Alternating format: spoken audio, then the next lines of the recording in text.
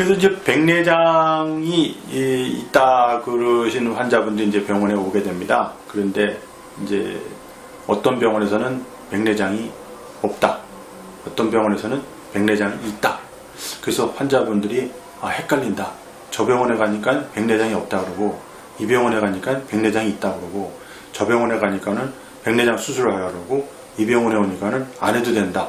뭐 이렇게 자꾸 뭐 전문적인 그 전문의의 진단이 이렇게 틀린다 그러면서 저한테 와서 질문을 하시는 분들이 계십니다.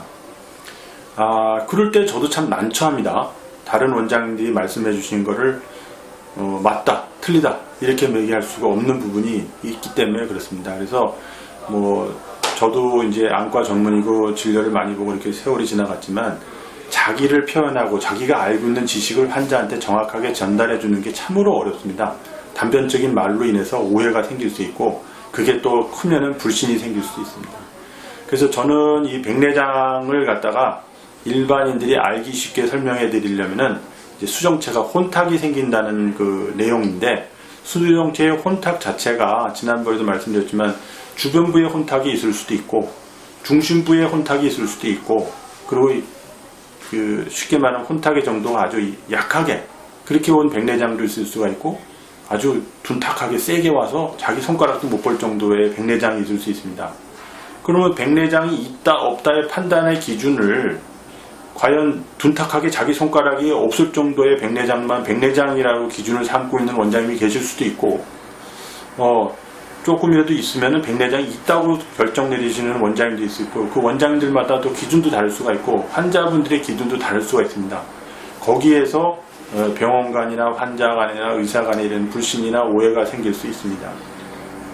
그래서 저는 그거를 갖다가 알기 쉽게 설명드리기 위해서는 흰머리로 설명을 드립니다.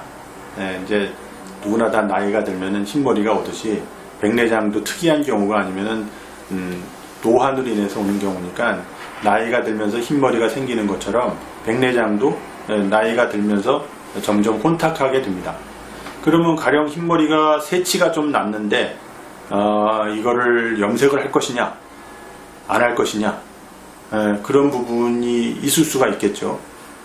그런데 흰머리가 전체가 하얘졌는데, 물론 흰머리가 전체가 하얘져도 아주 멋있다고 잘 다니시는 분도 계시긴 하지만은, 대부분은 흰머리가 많아지면은 이거 내가 좀 안 되겠다, 내 나이보다 흰머리 너무 많으니까 염색을 해야겠다 이렇게 생각하실 수 있지 않습니까? 그래서 백내장이 있다 없다 이런 기준은 원장님들이나 환자분들마다 다를 수 있지만, 그 수술을 해야 되는 기준에 대한 게 모호함이 또 있습니다. 그래서 어떤 분들 원장님들은 쉽게 말하면은 새치가 났는데 흰머리가 좀 있네요 이렇게 말씀하시는 것처럼 백내장이 있네요. 그러면 환자분들이 받아들이는 입장에서는 둔탁한 백내장이 와가지고 바로 수술을 받아야 될 정도다 이렇게 느끼시고 오해가 생길 수가 있고, 그 다른 원장님한테 갔을 때는 뭐 새치인데 이걸 뭐 백내장으로 보냐, 이거는 흰머리가 없는 거야, 이건 염색할 필요도 없고 그냥 더 지내셔도 돼요, 아직 연세들여 보이는 게 아니니까 이렇게 설명할 수도 있거든요.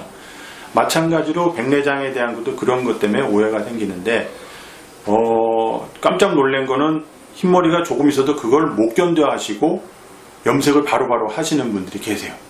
나는 흰머리가 절대 있으면 안 되겠어, 이건 난 꼭 염색을 해서 흰머리가 없어져야겠어.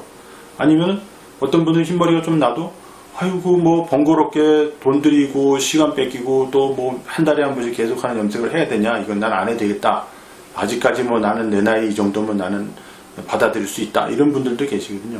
수술도 마찬가지입니다. 그래서 왜 이런 논란이 생기게 됐냐면은, 예전에 한 20년 전만 해도 백내장 수술 자체가 굉장히 스테이블하지가 못해서 수술을 하고 나서도 수술한 것보다 결과가 안 좋을 수도 있고, 여러 가지 이제 수술에 대한 위험도 있고 하기 때문에 의사들도, 안과 의사들도 환자가 좀 불편하다 그러면 이 정도면 그냥 좀 지내십시오 이렇게 얘기를 하고 오는 게 있었는데, 의술이 발전되고 수술이 안정화되고 뭐 다초점 렌즈에 단초점 렌즈에 뭐 난시도 교정이 되고 막 이런 식으로 발전하다가 보니까, 그럼 이걸 어느 시기에 수술을 해야지 적당한 시기가 될 것인가, 이거에 대한 그 혼란이 의사도 생기고 환자도 생기고 의사들 간에도 생기고, 이제 이런 시대가 도래된 겁니다.